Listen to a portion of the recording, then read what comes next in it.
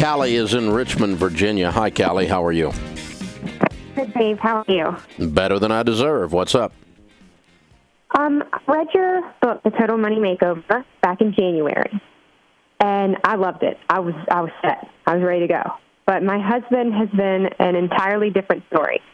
What is your suggestion on getting spouses involved? Well, they have to be, or you're not going to win. It's going to continue to cause problems. Especially since I stay at home. Yeah, it's going to. I'm sorry? I said, especially since I stay at home, he's the income provider. Yeah. Well, that doesn't matter. What matters is that this is going to continue to be a thorn in the side of your relationship, and you're not going to win with money until you're doing it together. And so those are two reasons that this needs to be fixed. So why did you read the Total Money Makeover book? What was it that prompted you to do that? Well, like I said, we're a single-income family, and we have 2 kids, and I don't want them to have to struggle or watch us struggle as they get older. Mm-hmm. So you are struggling? We are doing a little bit better now. I convinced him to do a little bit. He sold his car since he really didn't need it. Mm-hmm. So we got rid of one payment, and we're just slowly tackling the debt. Mm-hmm. Okay. What does he do for a living? He's a police officer. Okay. How old are you guys? 27. Okay. How long has he been a police officer? For 7 years. Has he been on patrol during that time? Yes, sir. Okay. All right. Well, I think what I'm going to do is this. If I'm in your shoes, I think you kind of threw the book at him in a sense, no pun intended, and said, Dave Ramsey says do this, and we're stupid if we don't do it, and so if you don't agree, you're stupid, and my name becomes a cuss word in your house, and he goes back to work. That's probably what happened, or some version of that. Maybe you weren't quite that rough, but you don't sound like you're that rough, but a lot of people do that type of a thing. So instead, what I would do is come around, instead of talking about what we need to do, I would talk about why we need to do it. That's why I asked you why you read the book.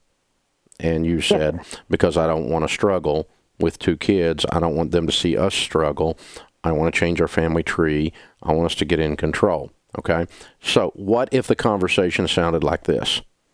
You say to him, you're the love of my life.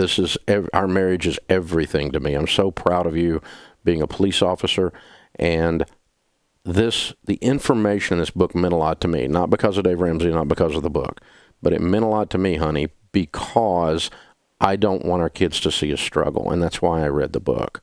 I don't want us to struggle. I want us to succeed financially, and I want you to continue to live out your dream of being an officer. And honey, I am positive, because I am positive, by the way, that when you go on a domestic call, when he goes into a call, which is, by the way, one of the most dangerous calls a policeman goes into, where there's a domestic argument, a husband and wife are fighting and they call the police, right? Yep. Very dangerous. That's true. Very dangerous. But when he goes in there, you know what he sees? 90% of the time he sees a money fight between the couples. And just go, when you go on a domestic call, you know how often it's around money. There's an argument about something having to do with money. And the number one cause of divorce I read in this book is money fights and money problems. And so the number one way we can have a super successful marriage and be successful with money is to be on the same page. So, honey, it would mean everything to me. You would be telling me, you'd be shouting at me how much you love me if you would just read this. And that's why I want you to do it. Not because I'm nagging you, but because of all those reasons. Can you recap something like I just said to him? Yes, sir. That'll go a long way, because we're talking about why rather than we're stupid with money, we don't have enough money, we're a single-income family, sell your car. Yes. Well, he wanted to do that. I know, but you see what I'm overstating it, but I'm also, he's riding around the patrol car all day long, and that's a little bit of what he hears. Yes. Instead of like, I'm the man of the house, I can square my shoulders with my wife beside me, and we can fight anything if we do it together, and let's go make some money and put some money away and build some wealth. Let's do this thing. And, when he hears that, this guy's a knight in shining armor. I know that because it's what he does for a living. He serves and protects. That's what he does. He wouldn't have taken that job for the money. It's too dadgum dangerous. He didn't take that job. He took that job because he's an honor-based man. Am I right? Yes, sir. Yeah, and if you call that out in him, I'm not manipulating him. I'm just saying this is the way to communicate with this man, because that man, that's how that man's wired. You're married to a good man. You really are. And I'm honored that we get to help you in some way here.